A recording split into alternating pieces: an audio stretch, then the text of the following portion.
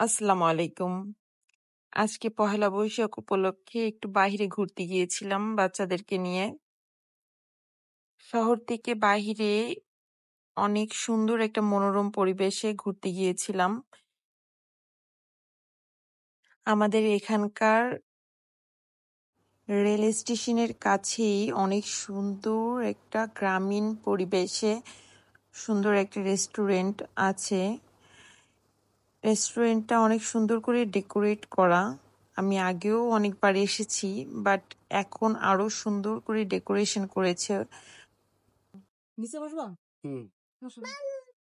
মনোরম পরিবেশে এবং বিলের ভিতরে কাঠের এবং বাঁশের মাচাল দিয়ে তৈরি করা হয়েছে এই রেস্টুরেন্টটি। আমার ছেলে অনেক আস্তে আস্তে নামছে, ভয় পাচ্ছে। কাঠের মাচালে অনেক শব্দ হচ্ছিল। আমাকে আস্তে আস্তে নেমে আসতে বলছিল। এই গরমে দিনের বেলা বাহিরে বের হওয়া যায় না, তাই রাত্রেই ঘুরতে বের হলাম। ডেকোরেশন গুলো মাশাআল্লাহ অনেক সুন্দর ছিল। আমার মেয়ে এত সুন্দর ডেকোরেশন দেখে, লাইটিং দেখে অনেক খুশি হচ্ছিল। কোন দিক যাবে ও নিজেই বুঝতে পারছিল না।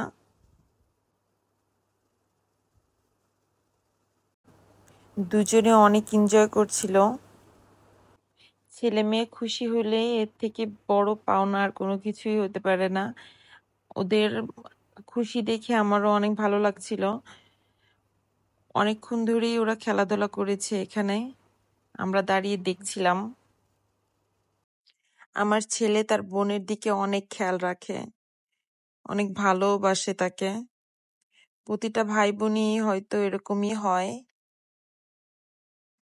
সময়ের ব্যস্ততার কারণে হয়তো বড় হয়ে এই ভালোবাসাটা প্রকাশ করতে পারে না, কিন্তু ভালোবাসা হয়তো থাকে।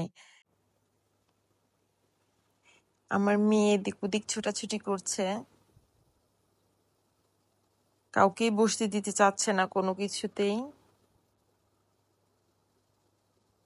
ওদের এনজয়মেন্ট দেখলে আমার অনেক ভালো লাগে। রেস্টুরেন্টটা মাশাআল্লাহ অনেক সুন্দর করে ডেকোরেশন করা।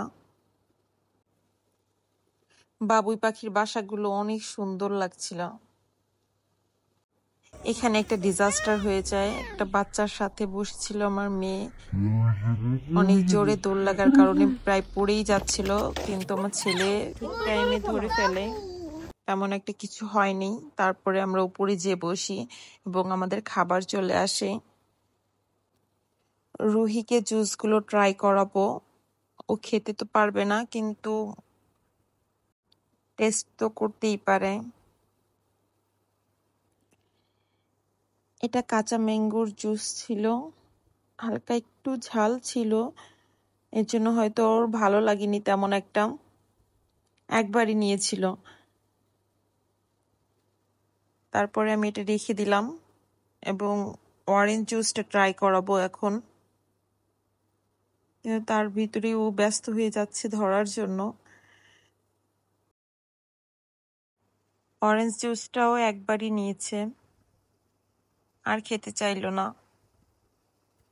দেন আমার ছেলের কাছে দিয়ে দিলাম জুসগুলো। ও অনেক এনজয় করে খেয়েছে,